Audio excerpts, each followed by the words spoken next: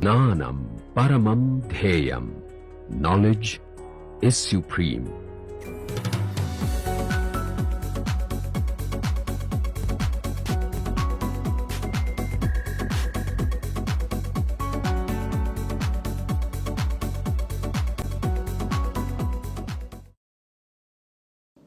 Okay, welcome back.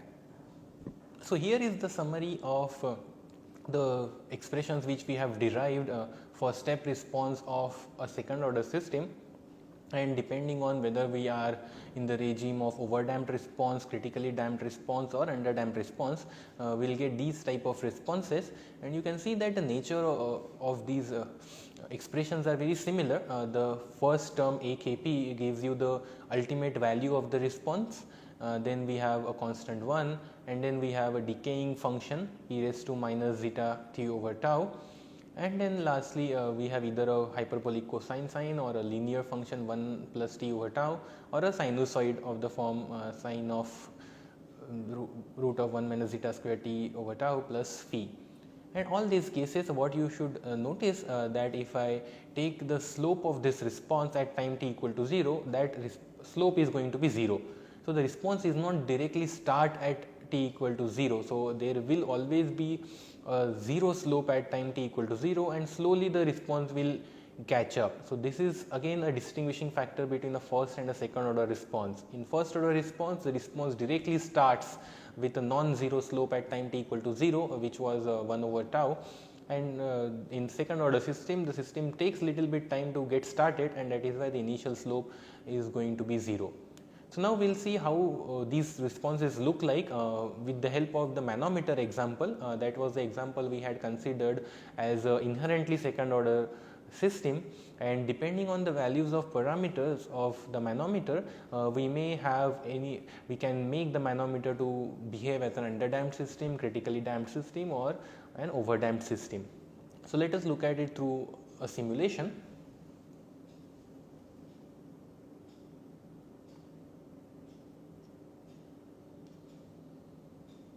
So let's start with how the response looks like when we have overdamped response. So for that, these are the parameters of the manometer, and the only thing which we are going to change is the radius of that manometer. We'll see that by just changing the radius of the manometer, we can move it from one type of second order dynamics to the other. When we take the radius of this manometer to be 1 × 10⁻⁴, we are going to get overdamped response. So let us see what are the parameters we get. We get tau is equal to 0.3194. We have zeta which is greater than 1, which is in fact equal to 14, and the gain value is given here. In that case, this tau square will be 0.1, and the intermediate term will be 0.944. So we will enter these values as a second order response system. The gain goes here. This is the tau square twice zeta tau and 1. And when we see the response of this system to a step input in terms of the pressure drop, we increase the pressure by this amount of Pascal or 10 kilopascal. What we would get is the response of this system. You can see that the response goes from initial value to the final value. Here you may not be seeing what's happening right in the beginning, but if we zoom in, we will see that the response has a slight zero slope in the beginning, and then slowly it kicks off. Now when we look at the critically damped response, in that case we will be increasing the radius of this manometer, and if the radius goes to 3.7 × 10⁻⁴, you will notice that the damping coefficient becomes almost equal to 1. The tau and Kp remain the same, and if we put that value here,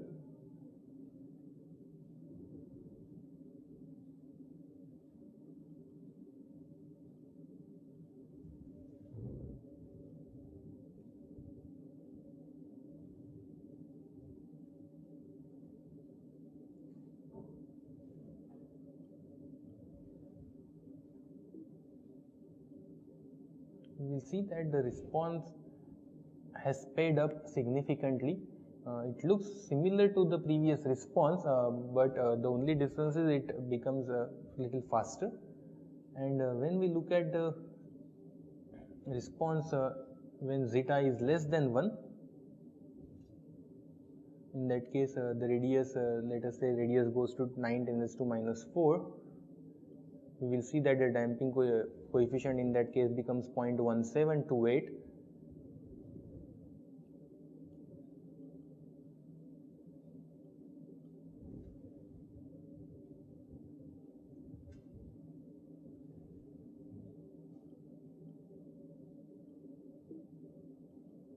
You see that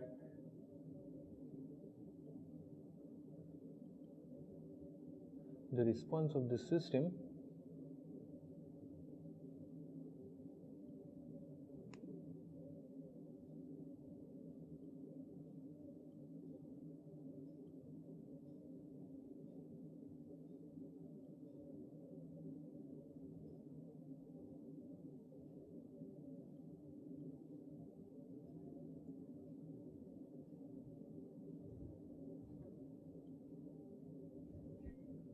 has oscillations which decay over time, and that is the typical response of a second order system.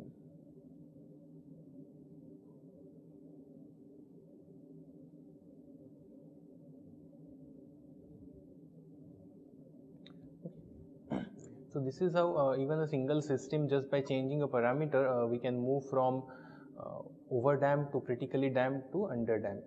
So let us now look at these responses in more detail and what is the effect of these parameters.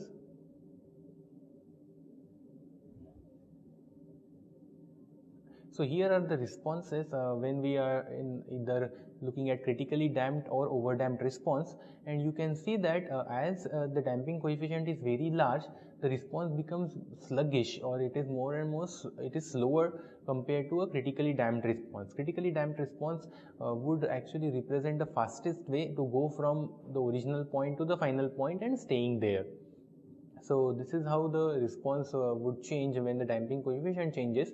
You can see that as we are reducing the damping coefficient from the value of 3, the response is getting pushed towards the origin or towards the y-axis. And as we move past zeta equal to 1 and go into zeta less than 1 territory, we will start seeing that pushing towards the origin actually moves the response above 1. So the response is gonna overshoot the value or the ultimate value, and what we are going to see is as the damping coefficient goes beyond the value of 1, we will have oscillations, the damping oscillations.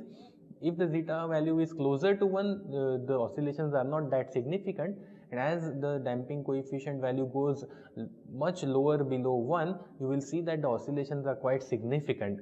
And we had seen last time that if the damping coefficient becomes 0, then these oscillations do not die and you will be getting a case of sustained oscillations. So that is how these responses of a second order system change as we change the damping coefficient right from a very high value to a very low value close to 0. Now the second order response is or this underdamped response or critically damped response, they will play a very important role when we are designing a control system. Let us say for an example, we want this response is which we are seeing right now is a response, the underdamped response is the response of a controller which is trying to move the parameter, let us say this is a scale temperature, from the original steady state value to the final steady state value which is given by the scaled value of 1. So in that case what we would want is the response or the controller should move the response from original value to the final value as soon as possible. We would also want that the value should stay there. We would also want that it should not overshoot by a large amount. So in order to do all those characterizations, many a times we prefer to have an underdamped response of the final system plus controller, because in that case what we see that the response reaches quickly to the neighborhood of the ultimate value. Even though it does not stay at the ultimate value, it reaches in the neighborhood of that value much quickly compared to either critically damped or over damped system. So if when we make a change in the set point, the controller reacts very fast. It takes you very close to the final value. Even though it oscillates around it, we are still very close to that final value. And because of that, what we are going to get is the system will move to the new close to the new steady state, and even though we have some oscillations there, we'll try to minimize those. So typically we would want to have an underdamped response, and in order to use this response for controller design, we need to define some of the parameters of a second order system. So let us look at what are the different parameters which characterize the second order underdamped response. We'll start with the first one, which is rise time. So if we draw the second order response, this is the ultimate value. What we are going to get is the response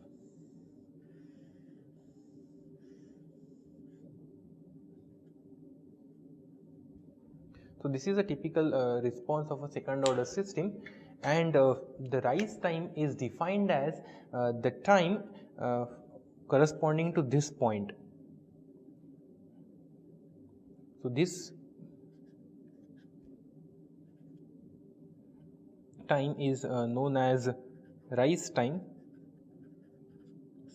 So it is the time when the response value reaches the ultimate value. So ultimate value was AKP. So the response reaches the ultimate value for the first time. It may not stay there, but it is the time in which it reaches their first time. So if it is a controller, then we would want this rise time to be as small as possible, because we want to move from original point to the final point as quickly as possible, so that our operating point has shifted. It may not have stabilized, but it is still shifted to the new point.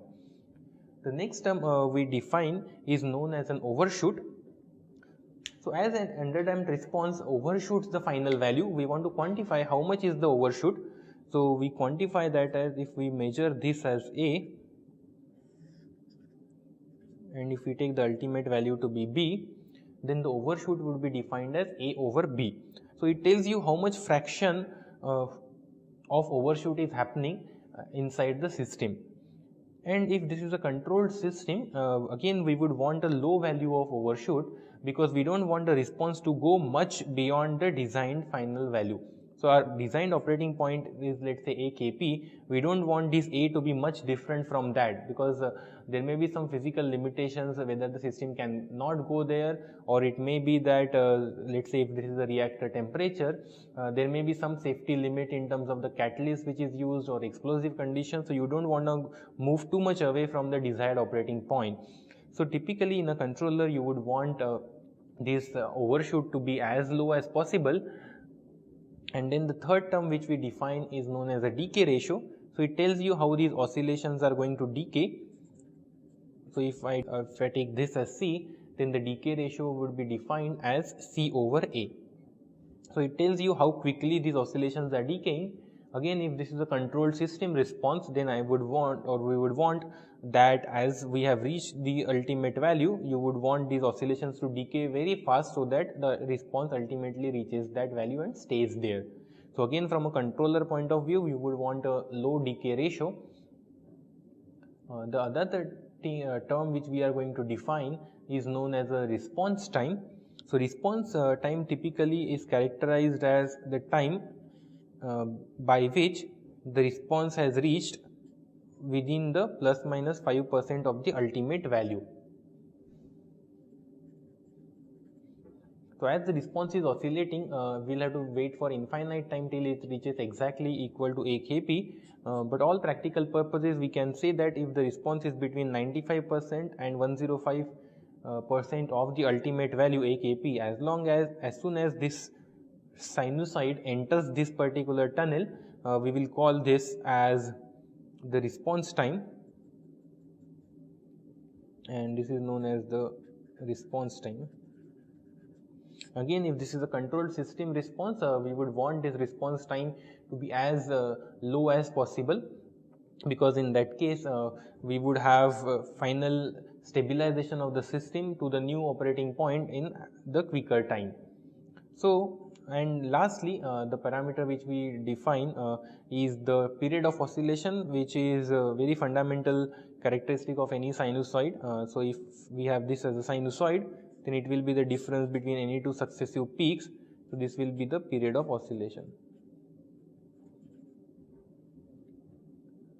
So, we have made some so I have made some comments here in terms of if this is a controlled system response, then what do we require? So, what we would want is a low rise time. We would typically like low overshoot.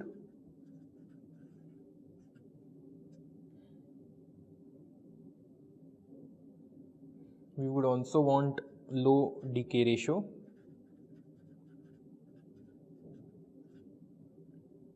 And we would also want low response time. But if you recall the responses I had shown you for underdamped system as we change the damping coefficient, if I want a low rise time, if I try to push the response towards origin, then these oscillations are going to get bigger. So, the overshoot is going to increase, as well as the response time is going to increase. So, there is always a trade-off when we are trying to design a control system that if we want a low rise time or a quick response to the new steady state, then obviously I have to live up with a larger overshoot or decay ratio. So, we will be looking at more of these when we look at a control system design, but here I just wanted to give you some glimpses of what kind of trade-off is going to exist when we are trying to design a response for a second order system or a controlled system which behaves like a underdamped response. So, summarize, mostly what we have seen is a second order system. Most of the times we would be getting it as a series combination of two first order capacities or first order systems. Very rarely we would have something which is inherently second order. Out of these parameters, gain has the same significance as that of a first order system where it signifies the magnification of the input. The damping coefficient represents how much it represents the resistance to the oscillating behavior of the system, and we have seen that it has a very strong effect on the dynamic response. The response may show oscillations or may not show any oscillations. The critically damped response is the fastest way to reach the ultimate value without overstepping it or overshooting it. If we are okay with overshooting, then the underdamped response will be a faster way to go there, but may not the ultimate value may not stabilize there before the critically damped response. And lastly, I have not given you a significance of tau yet. So it is a tau, we had called it as a natural period of oscillation, and when the damping coefficient becomes 0, we have shown that the system oscillates with the radian frequency of 1 over tau, or the overall frequency of twice pi tau. So when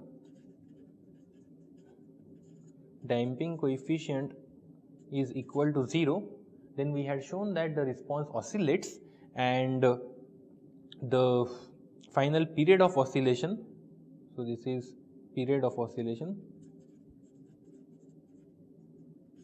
in that case is equal to twice pi tau.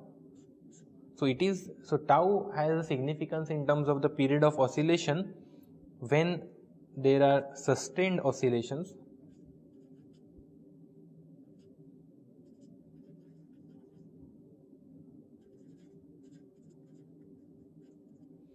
Also known as natural oscillations,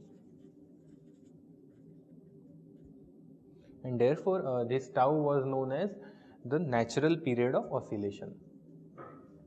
So we'll stop for the second order systems here, and in the next lecture we'll look at the higher order systems. Thank you.